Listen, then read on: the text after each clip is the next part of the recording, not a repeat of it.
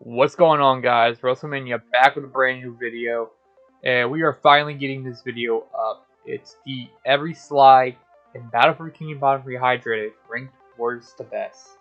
Now, in this game, no slide's the same. Some slides are great, some slides are horrible, some slides shouldn't even be considered a slide, and others are mediocre. It is my job to rank them for worst to best. So, there are 15 slides, and we're going to go ahead and just jump into this. But first, I want to give a shout out to one of my friends, Catopolis, over on YouTube. She's a live stream gamer, guys. Please check out her videos. She does mostly horror-based games, but she also has done other stuff like Fallout and Golfing with Friends. She's live every Friday, Saturday, Sunday, and Tuesday. So make sure y'all check her out there. And yeah, her link will be in the description below, guys. But first, let's get back to the video. Number 15, Shipwreck Cell, Flying Dutchman's Graveyard. This is the only slide in this level, which is a shame because there's so much you could have worked with on this one. But the coolest thing about this one is literally just the cutscene animation of the cells falling. That's about it. 14, Rooftop Slide, Downtown Bikini Bottom.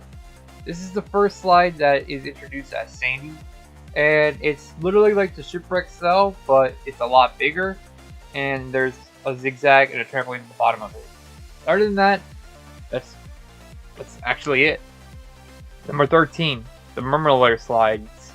I say plural because there are 2 slides in it, but the slides are the same. Literally, you go on one, it's not different than the other, so that's why I put it down here. I mean, there are some hazards like the keys, but it's a empty slide that really is in an empty area, so in an empty level too, so that's why I put it right there.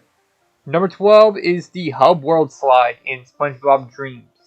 There are 2 slides in Spongebob Dreams. We'll get to the other one later on, but the Hub World Slide is over the Murmur Slide because of the fact that it's a spiral. Now, if you take the all the way down, good for you, but you can also jump off of it. No hazards unless you haven't beat Slick, and even then, he'll leave you alone after you get so far away from him. And that's why I put this at the number 12 spot. Coming in at number 11 is the Trench of Advanced Darkness slide at Rock Bottom. Now, Rock Bottom has 2 slides. I put the Trench of Advanced Darkness here because you do get it after you spawn out from the museum. But it's just a giant crisscross. You could jump to the other part of the slide and get to the end faster, but nothing really exciting with it. So that's why I put it at number 11. Number 10 is the Goo Lagoon Sea Pier slide at Goo Lagoon. I know a lot of people are questioning why did I put this here above the Advanced Darkness slide. Goo Lagoon Sea Pier, you have more to offer. Yeah, it's just a little giant circle, but hear me out. There's other tikis that will block your way. Great obstacle. And also the slide is a perfect loop. So at the end of the slide, you make a perfect jump, time it right. If you go back to the beginning of the slide, build up your momentum. Plus the size of the slides and the color of it is the reason why I put it at number 10. Coming at number 9 is Downtown Rock Bottom Slide. People are probably wondering, why did I put Downtown Rock Bottom Slide here? Okay, versus Trench of Advanced Darkness, Downtown Rock Bottom, where the slide is, perfect difficulty. Plenty of Thunder Tikis are going to be in your way. But also, it's a time trial to get to the Golden Spatula. And you got the Rock Bottom sign, in the background shining as you pass it. You got the buildings, you're going past buildings that are upside down. And it's just as unique as Rock Bottom is. And I don't hate it. Don't get me wrong, I love this slide. But there are just a lot better slides than the Downtown Rock Bottom slide. But it's not a bad slide. I would put it towards the middle. That's why I put it at number 9.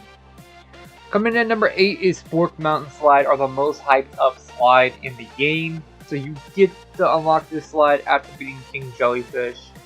And what happens is he opens the curtain as he turns the shower off, and you see this giant slope. And you're thinking to yourself, my god, this is gonna be fun.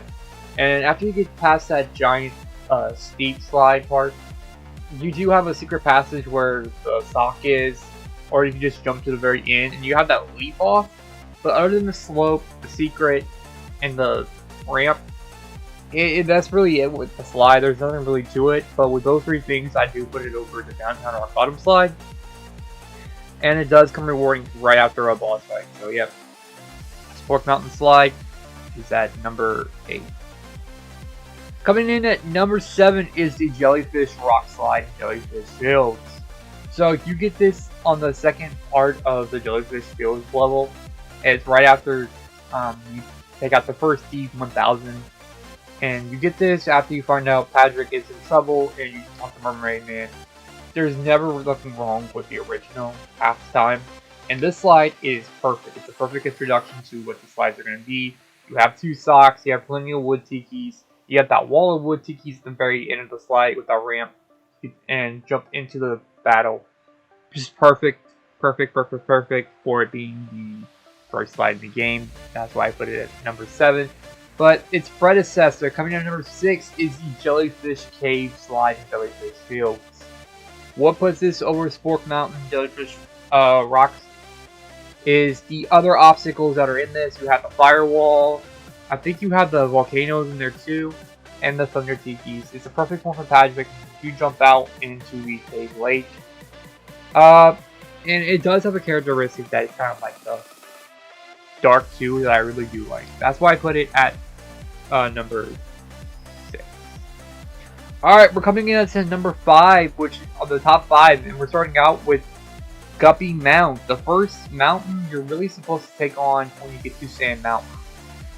You have that giant snowball you can hit, take out the Thunder Tikis. You can get that extra combo, that was a nice touch. There's robots on this slide. There's the spikes that come out from the ground. There's so much going on at once. And it's just a lot of fun. But the only reason I put it at number 5 is because, yes, there's more characteristics to it than the other ones. But this is just an introduction of what a good slide is. And there's plenty of limits to it. There's plenty of enemies on the slide. But it comes in at number 5. Coming in at number 4 is Flounder Hill. Now, Flounder Hill is a tricky one because there's so many ways you could take these slides in Sand Mountain. And Flounder Hill is the perfect example. You have the Sandman, knock over the 8 Sandman mission, which is a nice touch. And if you fall off, they reset. That can be very frustrating if you're new to this or inexperienced at this. But I think with the way the shapes you can go, all the ramps, and different outcomes you can take, it's just a nice touch. And that's why I put it at number 4. Alright, ladies and gentlemen, we are in the top 3, and coming in the bronze medal of the best slide is Sand Mountain of Sand Mountain. This is the final slide you're supposed to take on, and do a chronological order of Sand Mountain. And my god, they did not hold back. It sounds like you're in a blizzard. You have so many different ways to take this. Go towards the split in the road, where you can get in the middle of an avalanche. Or there is a part where you get an extra sock by swinging across the sandy. Hit a button though, and you can use a snowboarder will come down, help your way, clear a path out into a snow cave where you can get a purple shine sprite. Or one of Patrick's socks that are hidden somehow in the mountain.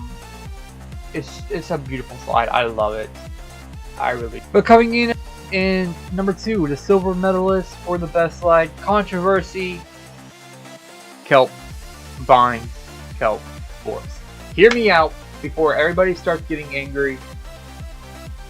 Yes, Mermaid Man's best time, the one you gotta beat. I know I put it in my hardest videos. But we're not talking about the time trial. I mean, sometimes it's a nice touch. I know I brought it up with the Downtown Rock Bottom slide, but we're not talking about the time trial with this one. I mean, you're going through so many vines at once. There's so many paths you can take. The edge is so small. And the reason I put this so high up is because, look, you're jumping across a bunch of empty gaps on vines. You have so many ways you can take. You can bounce on leaves. You'll find a secret lair. You're going through vine tunnels. You're going by a waterfall.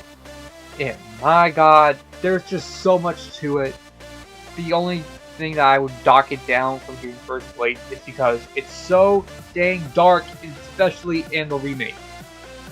But other than that, it's once you get the hang of it, it's not that bad. That's why I put it at another silver. But the number one, the Sky Slide in Sandy Streams, SpongeBob Dreams.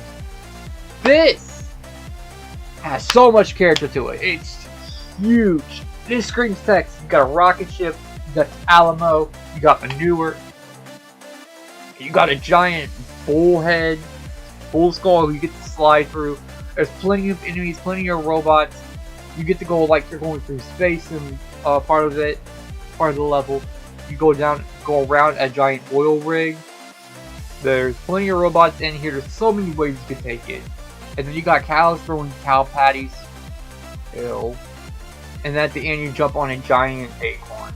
And then even when you leave, there's a little thing that says share. And this just not only describes Texas, this describes Sandy, which the slide is made for her dream.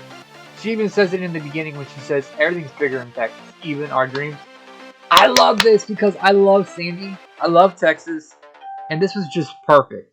And that's why I put this at the gold medalist, the best slide in the entire game, ladies and gentlemen.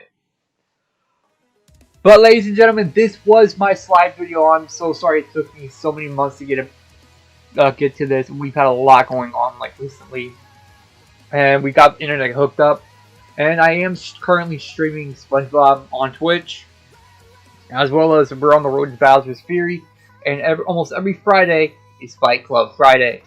But join me next time in the SpongeBob Gaming, where we look at every bungee jump, rank where's the best. And coming to this channel is going to be the Epic Mania Podcast 2. Me and my buddy Keo, we are going to be talking about the booster pack for Mario Kart 8 Deluxe, and we're going to be talking about what courses we want to see brought back, and then we're going to talk about some original ideas we have. But guys, until I see you next time, I want you to know to stay awesome, stay beautiful, and always remember, dare to defy. Until next time, guys, this is WrestleMania. Love you, bye.